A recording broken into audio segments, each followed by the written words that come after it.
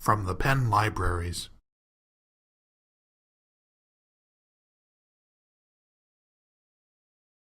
Our first speaker this morning is Professor Jeffrey Babin, who teaches engineering entrepreneurship at SEAS and Wharton.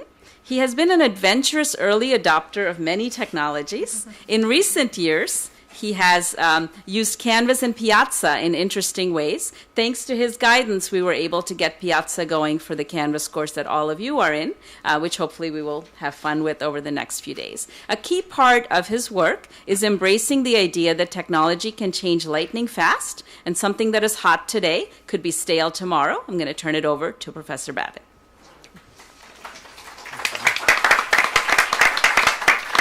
So I have the scars to show.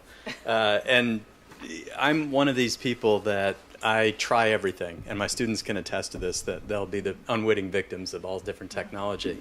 But I think what I wanted to cover with you today in my 10 minutes or less, because less is always good, is to talk to you about really two concepts, one of which is asynchronous learning and the use of technology, and the other being synchronous. We're all familiar with synchronous learning, real-time, students are there, whether it's online or offline, and the faculty are there.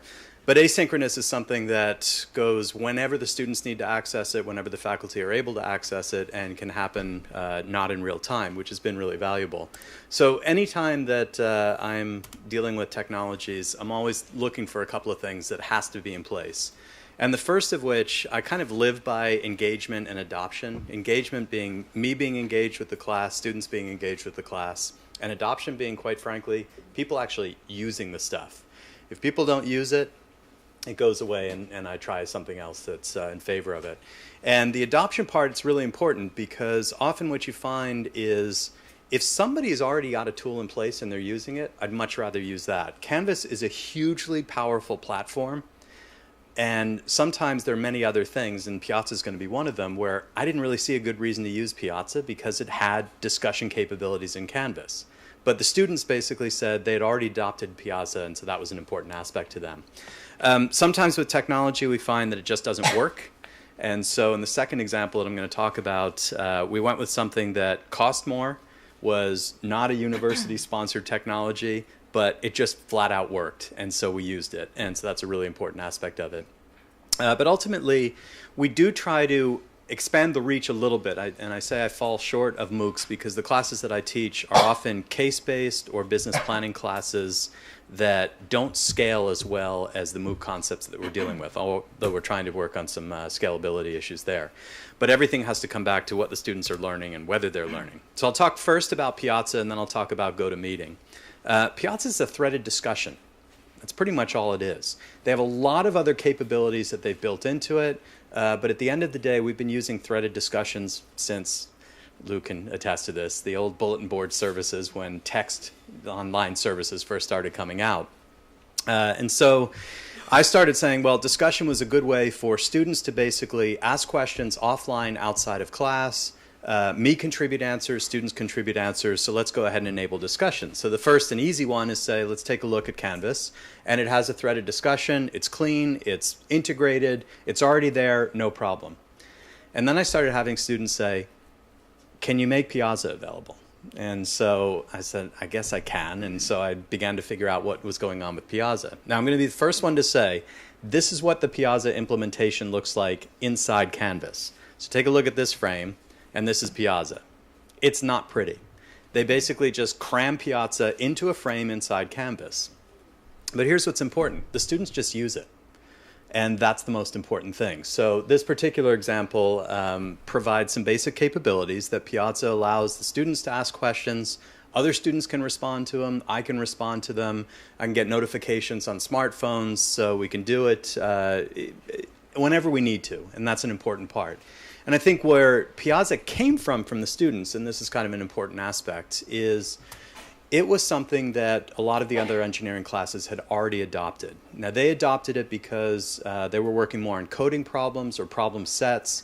It had LaTeX capabilities built in, which allowed them to do equation generation. But most importantly, as I said, the students had already been using it. So I was simply adding a tool that the students were already familiar with and already using, which allowed them to engage a little bit more. The other thing, and this is something, if you look on the Canvas boards, you can request features. And then other people will continue to echo that these features should be requested. And this can go on for years. One of the things that has been requested of the Canvas discussions is anonymous posting. And this is hugely important. I took it completely for granted. But students, when they're able to post without their name being associated with it, will post more questions, period.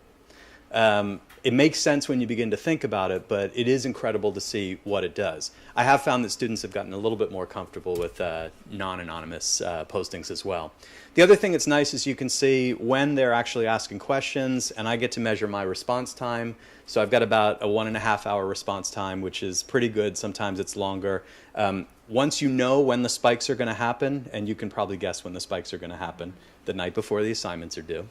That's when I kind of tune in and I'm online. But the aspects of students being able to answer, me being able to answer and comment, just engages them in a really old world way. I mean, this is about as old as the technology gets, but they just use it.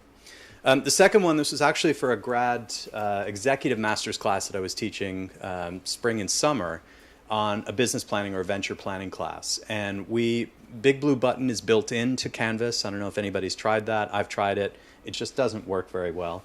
Adobe Connect is used a lot on campus, and I find that if people just seem to have more technical problems. And so I had used GoToMeeting in Business World, and so I said, let's try this. There are educational discounts for it, and we just implemented GoToMeeting. It's not rocket science. It has all the capabilities that you would expect in video conferencing, but whereas Big Blue Button was integrated into Canvas, is free is always good, it just didn't work. There were more technical difficulties both from the learning side and the student side. So we just went to a GoToMeeting capability, full audio video conferencing. Students could call in, they could video conference in, they could use whiteboard chat, they could contribute, they could post slides and present to the class remotely. We could present and everybody could see. It just was easy to make work and have happen.